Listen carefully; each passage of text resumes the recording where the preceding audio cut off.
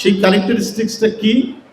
যে ক্যারেক্টারিস্টিক্সটা পুরুষ মানুষ এবং মেয়ে মানুষের মধ্যে যখন এটা প্রবিষ্ট হয়, তখন এখন যা আছে সেটাকে সে বদলে দিতে পারে।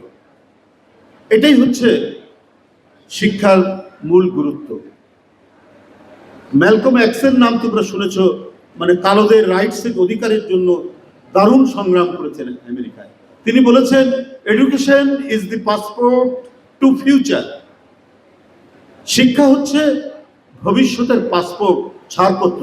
তুমি ভবিষ্যতে কিভাবে যাবে, তুমি ভবিষ্যতে কিভাবে প্রবেশ করবে, সেই প্রবেশের পাসপোর্ট হচ্ছে এডুকেশন। এইটা ম্যালকম এক্স বলেছে। কি চমৎকার কথা তিনি বলেছেন। তাই প্রত্যেকটার মধ্যে অনুশীলনের কথা বলা হয়েছে। আর প্রখ্যাত সুফি সাধক মৌলানা রুমির কথা তোমরা শুনেছ। তিনি বলেছেন যে প্রত্যেকটি মানুষের ডানা আছে। ডানা মানে পাখির যে ডানাতে উড়ে বেড়ায়, তিনি বলছেন প্রত্যেকটি মানুষের সেই ডানা আছে।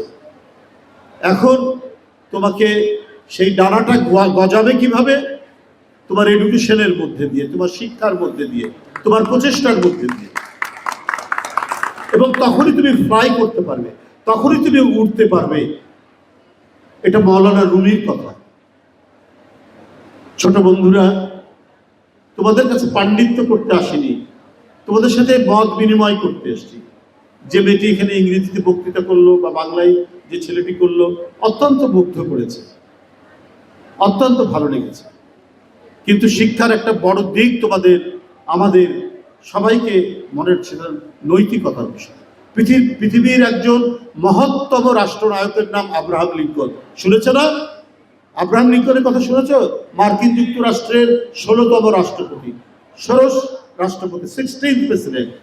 পৃথিবীর মানে একজন মহান রাষ্ট্রনায়ক, যিনি গণতন্ত্রের একটা সংজ্ঞা দিয়েছিলেন, যেটা আজও পর্যন্ত পৃথিবীতে প্রত্যেকে ওটাকে মান্য করে। তিনি তার সন্তানের যে স্কুলে পড়তো তার হেডমাস্টারকে বলেছেন, চিঠি লিখে বলেছেন, বিখ্যাত সে চিঠি তোমরা পাবে বিভিন্ন জায়গায়, সেটি আছে। হেডমাস্টারকে প্রেসিডেন্ট লিখছেন, নিজে মার্কিন যুক্তরাষ্ট্রের প্রেসিডেন্ট।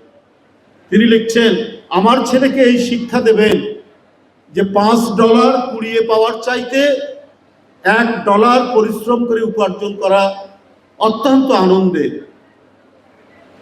অত্যন্ত ভালো কাজ। তিনি তার হেডমাস্টার, তার সন্তানের হেডমাস্টারের কাছে চিঠিতে আরেক জায়গায় বলছেন, আপনি আমার ছেলেকে এই শিক্ষা দিন যে পরীক্ষায় নকল করার চাইতে অকৃতকার্য হওয়া অনেক ভালো।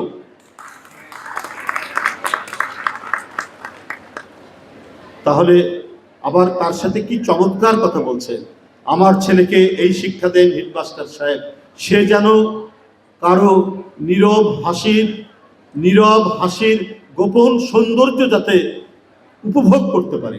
মানে একটা অ্যাস্থেটিক, একটা নান্দনিক ভ্যালু ওই চিঠির মধ্যে তিনি উল্লেখ করছেন। এরাই তো এই কারণেই তো মহান, এই কারণেই তো আজকে 150 বছর ধরে মানুষ তাকে সম্মান করে। তো যাই হোক, তোমাদের এই কৃতিত্ব আরও তোমার বন্ধু বান্ধবদেরকে এটা অনুপ্রাণিত করবে, প্রভাবিত করবে। আজকে এই গুণীজনদের কাছ থেকে তোমরা যে সনদ নিলে, সার্টিফিকেট নিয়েছ, সেটিও আমি মনে করি তোমাদেরকে বারবার উৎসাহিত যোগাবে সামনের দিনে আরও চর্চা করতে, সামনের দিনে তোমাদের শিক্ষা যাতে একটি সার্থক শিক্ষা লাভ করতে পারো, সেই হিসাবে আগামী দিনে তোমাদের ভবিষ্যৎ যাতে আরও উজ্জ্বল হয়, আরও আলোকিত হয়, সেই কামনা করে আমি আমার বক্তব্য শেষ করছি। ধন্যবাদ।